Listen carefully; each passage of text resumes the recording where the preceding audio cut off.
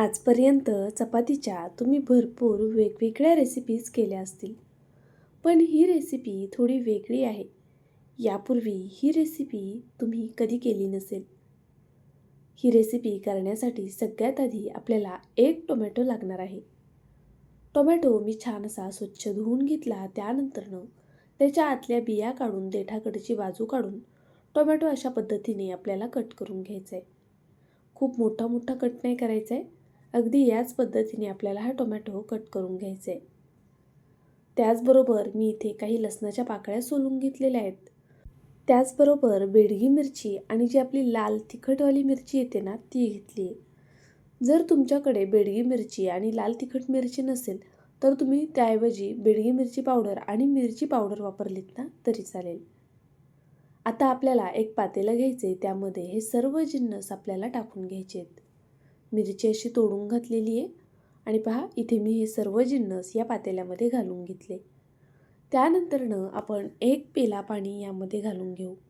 पाणी खूप जास्त घालायचं नाही आहे. इथे मी बरोबर एक पेला पाणी एवढ्या जिन्नससाठी वापरलेलं आहे.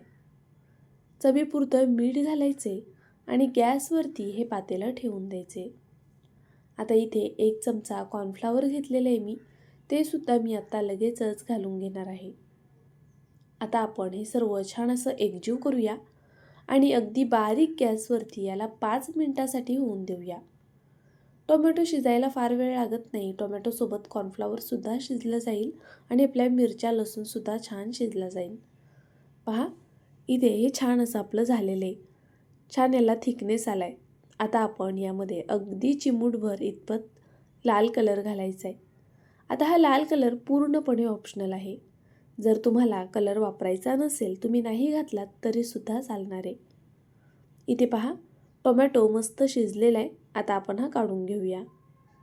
त्यानंतरनं हे थंड होण्यासाठी मी ठेवून दिलेलं आहे. आता तोपर्यंत इथे मी काही भाज्या चिरून घेणार आहे.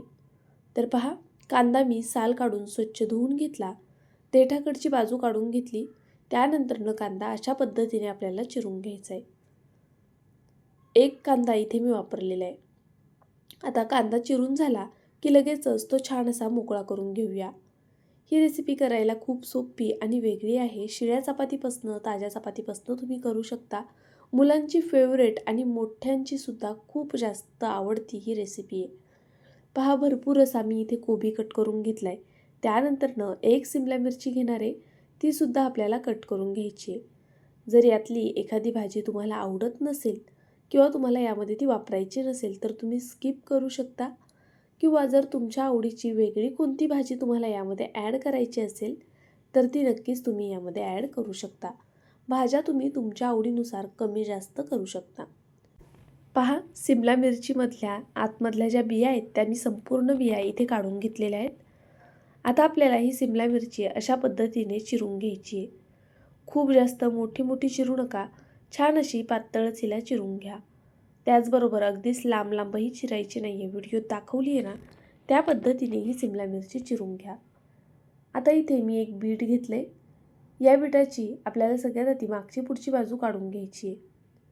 त्यानंतरनं आपण बीटाची संपूर्ण साल काढून घेणार आहोत.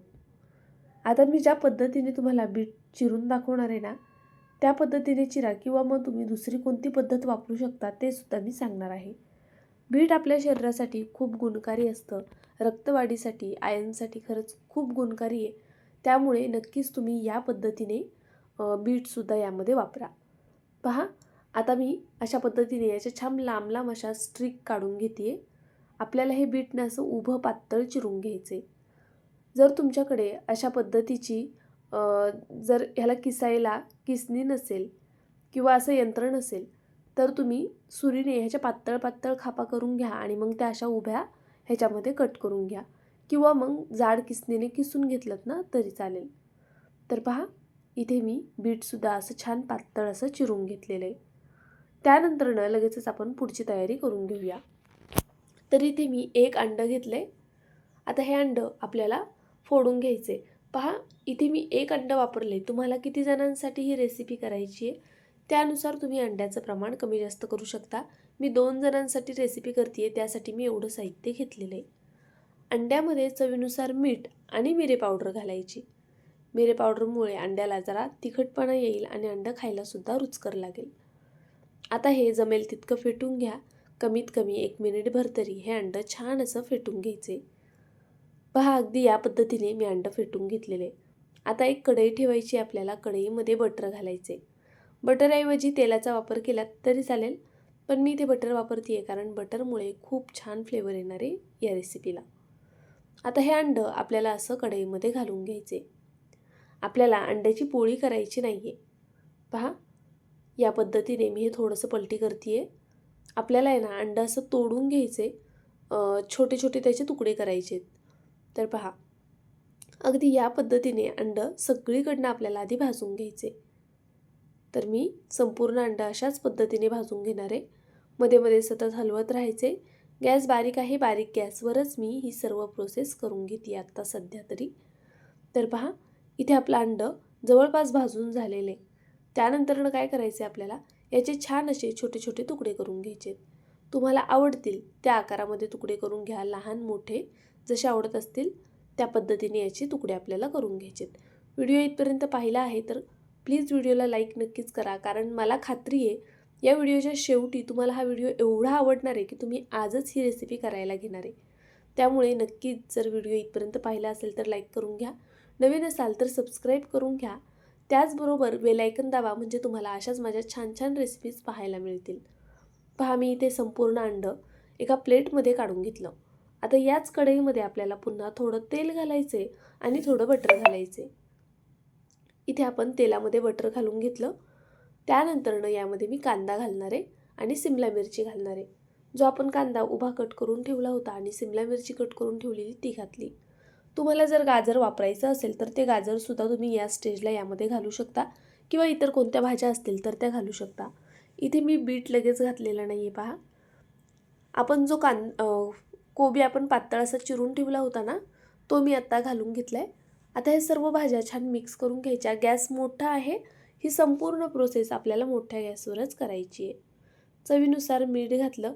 सोबतच आपल्याला यामध्ये पेपर घालायचे, ब्लॅक पेपर म्हणजेच मिरे पावडर घालून घेतली. त्यानंतरनं हे सर्व छान असं मिक्स करून घेऊया. पहा, मोठ्या गॅसवरच आपल्याला हे परतायचे. अजिबात गॅस बारीक करायचा नाही आहे आणि सतत अशा पद्धतीने हलवत राहायचे. आता ह्या भाज्या थोड्याशा अशा क्रंची झालेल्या आहेत. आता आपण ह्या काढून घेऊया. मी इथे संपूर्ण भाज्या काढून घेतल्या. त्यानंतरनं पुन्हा यामध्ये बटर घालायचं आणि जे बीट होतं किसून ठेवलेलं ते घालायचं. पहा, बीट आपल्याला नंतर यासाठी घालायचे कारण मग संपूर्ण भाज्यांना त्याचा कलर लागला जाईल. तुम्हाला हवं तर तुम्ही एकत्रित बीट परतलं तरी चालेल. बीटमध्ये सुद्धा मी चवीनुसार मीठ आणि मिरेपूड घालून घेतली. त्यानंतरनं हे सुद्धा मोठ्या गॅसवरती फक्त अर्धा मिनटं परतवून घ्यायचे. तुम्हाला हवं तर तुम्ही भाज्या कच्च्या वापरल्यात तरी चालेल, पण मी इथे थोड्याशा भाज्या शिजवून घेते आहे, म्हणजे खाण्यामध्ये तो एक क्रंचसुद्धा राहील आणि मुलांना खायचे तर त्यांनासुद्धा आवडल्या पाहिजेत. त्यामुळे भाज्या परतवून घ्यायचे. तर पहा, आता आपलं बीटसुद्धा इथे छान असं परतलं गेलेलं आहे. आपण हे एका प्लेटमध्ये काढून घेऊया. तुम्ही तुमच्या आवडीच्या कोणत्याही प्रकारच्या भाज्या यामध्ये घालू शकता. कॉर्न, वटाणा, अगदी कोणत्याही भाज्या वापरू शकता. आता इथे मी पुन्हा थोडं तेल घातलेलं आहे यामध्ये आणि थोडं बटर घालणार आहे. इथे बटर ऑप्शनल आहे. तुम्हाला फक्त तेलामध्ये ही रेसिपी करायची असेल तरी करू शकता. बटरमुळे जी चव येते ना, त्यामुळे नक्की शक्यतो ट्राय करा की तुम्हीसुद्धा बटर वापराल. पहा, यामध्ये आता आपल्याला मिरची घालायची. अगदी बारीक चिरलेल्या 2 मिरच्या मी यामध्ये घालून घेतल्या. तिखट तुमच्या आवडीनुसार कमी जास्त करा. त्याचबरोबर यामध्ये आपल्याला थोडासा पुदिना अशा पद्धतीने हातावर तोडून असा घालायचा आहे. तुम्ही चिरून घ्या तरीसुद्धा चालेल, पण थोडा पुदिना नक्की घाला. पुदिन्यामुळे खूप छान असा फ्लेवर येतो या रेसिपीला. आता आपण यामध्ये चिकन घालणार आहोत. इथे मी चिकनचा खिमा वापरलेला आहे. जवळपास पाव किलो इतपत मी खिमा इथे घेतलेला आहे. आता हा खिमा आपण या कढईमध्ये घालून छान असा परतवून घेऊया. इथे आता गॅस बारीक केला आहे मी. बारीक गॅसवरती इथून पुढची प्रोसेस करायची आहे. आता आपण थोडंसं मिरेपूड घातलेलं आहे. सोबतच चवीनुसार मीठ घालून घेतलं. हे सर्व छान असं एकजीव करून घेऊया. चिकन आपल्याला व्यवस्थित शिजवून घ्यायचे.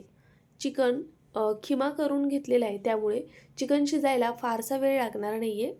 हे चिकन शिजत असताना यामध्ये पाणी घालायचं नाही आहे.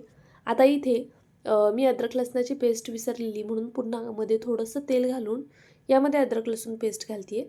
तुम्ही सुरुवातीला फोडणीतच घालून घ्या. ही रेसिपी आहे ना खरंच खूप जास्त कमाल होते. जेव्हा कधी तुम्ही पहिल्यांदा कराल ना, खात्रीने सांगते तुम्ही परत परत नक्की कराल.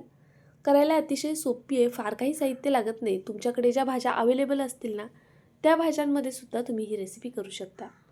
पहा, आपल्याला हे छान असं परतवून घ्यायचं आहे आता. यावरती मी झाकण ठेवणार आहे आणि याला 5 ते 7 मिनिटांसाठी चिकनला शिजून देणार आहे. हे चिकन खिमा केल्यामुळे लवकर शिजलं जाईल, पण यामध्ये पाणी वापरायचं नाही आहे आणि गॅस अगदी बारीक ठेवायचा आहे. तोपर्यंत आपण जो टोमॅटो शिजवून घेतला होता ना, तो थंड झालेला आहे. हे थंड झाल्यानंतरच वाटायला घ्यायचे, नाही तर मग अंगावरती उडू शकतं. पहा, व्यवस्थित असं थंड झाले. आता मी हे एका भांड्यात काढून घेते मिक्सरच्या आणि ह्याला व्यवस्थित आपण बारीक असं वाटून घेऊया. छान असं जमेल तितकं बारीक वाटून घ्यायचे. थोडं दरदरीत राहिलं तरी काही हरकत नाही आहे.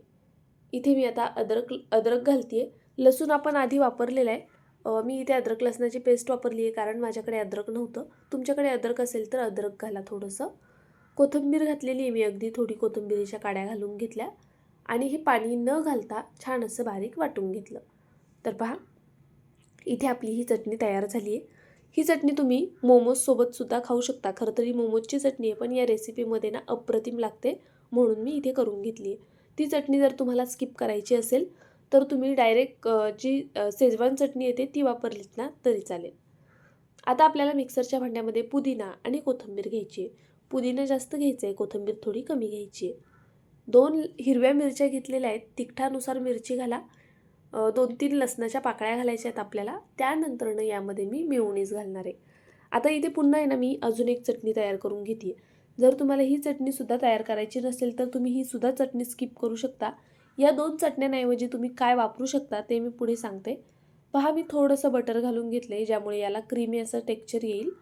सोबतच चवीनुसार मीठ घातलं. आता हे आपण ना असं खाली दाबून घेऊया, म्हणजे मग ते मिक्सरच्या भांड्याला वरती लागणार नाही, व्यवस्थित छान मिक्स होईल. पाणी न घालता हे छान असं वाटून घ्यायचे. तर पहा, इथे आपली ही सुद्धा चटणी वाटून तयार झालेली आहे. ही चटणी खायला खूप जास्त कमाल लागते. मेयोनीज आणि बटरमुळे ना अप्रतिम होते. पहा, तोपर्यंत आपलं चिकनसुद्धा शिजलेलं आहे. व्यवस्थित असं चिकन शिजलं गेलं आहे, पाहू शकता तुम्ही. पाणी अजिबात वापरायचं नाही आहे, आपल्याला हे चिकन असं ड्राय हवं आहे. आता हे चिकन झालेलं आहे, यामध्ये मी थोडंसं लिंबू पिळून घेते. इथे मी अर्धा लिंबू वापरला आहे. लिंबाला छान रस आहे, अर्ध्या लिंबाचा मी इथे वापर केला आहे.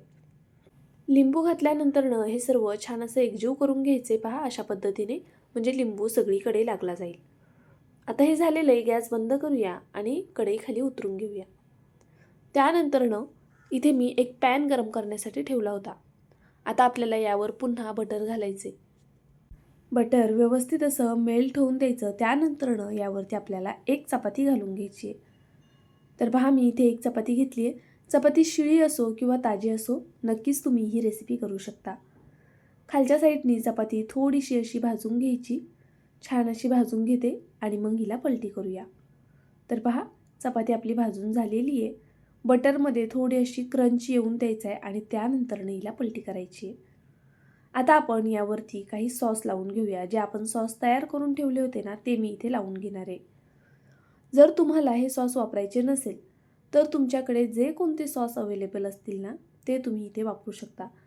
जर तुमच्याकडे पिझ्झा सॉस असेल, शेजवान सॉस असेल, ग्रीन चिली सॉस असेल, रेड चिली सॉस असेल, अगदी कोणतेही, टोमॅटो केचप किंवा फक्त मेयोनीज वापरायचे तुम्हाला, तर ते सुद्धा तुम्ही इथे लावू शकता. तुमच्या आवडीचे सॉस यावरती तुमच्या आवडीनुसार कमी जास्त लावून घ्या. मी इथे जे 2 सॉस तयार करून ठेवलेले ना, ते लावून घेतलेले आहेत. हे संपूर्ण दोन्ही सॉस आपण छान असे पसरवून घेऊया चपातीवरती. त्यानंतरनं यावरती आपल्याला जे चिकन आपण फ्राय करून ठेवलं होतं ते घालून घ्यायचे. तर पहा, इथे मस्त असं चिकन आपल्याला पसरवून घ्यायचे. चिकनमध्ये आपण मिरेपूड, मिरची सोबतच लिंबाचा वापर केला आहे, त्यामुळे हे चिकन ना खूप जास्त कमाल लागतं खायला. पहा, मी इथे आधी थोडं चिकन खाली पसरवून घेतलं. त्यानंतरनं आपण ज्या भाज्या छान परतवून ठेवल्या होत्या ना, त्या घालून घ्यायच्या आहेत. सोबतच बीटसुद्धा यावरती घालून घेऊया. त्यानंतरनं यावर आपल्याला जे आपण अंडं तळून ठेवलेलं ते घालायचे. जी अंड्याची पोळी होती ना ती अशी घालून घ्यायची आहे. पुन्हा आपण यावरती चिकन घालून घेऊया थोडंसं. त्यानंतर परत आपल्याला यावरती भाज्या घालायच्या आहेत. तुम्हाला जितक्या प्रमाणामध्ये हा रोल तयार करायचा आहे मोठा बारीक, त्यानुसार तुम्ही यामध्ये भाज्या आणि चिकन ॲड करून घ्या. इथे मला जरा मोठे असे रोल तयार करायचे होते, त्यामुळे मी परत एकदा वरतून भाजीचा लेयर दिला आहे, परत चिकनचा लेयर दिलेला आहे आणि परत अंड्याचा सुद्धा लेयर दिलेला आहे. आता हे संपूर्ण घालून झालं की यावर मी थोडीशी चटणीसुद्धा घालून घेणार आहे. चटणी तुम्ही तुमच्या आवडीनुसार घालून घ्या.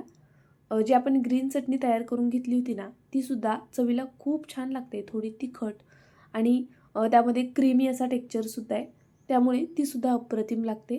तर मी ते दोनही चटण्या वरतून घालून घेतलेल्या आहेत पहा या पद्धतीने. आता आपल्याला याचा रोल तयार करायचा आहे. आता इथे तुम्हाला जसा जमत असेल ना त्या पद्धतीने रोल तयार करून घ्या.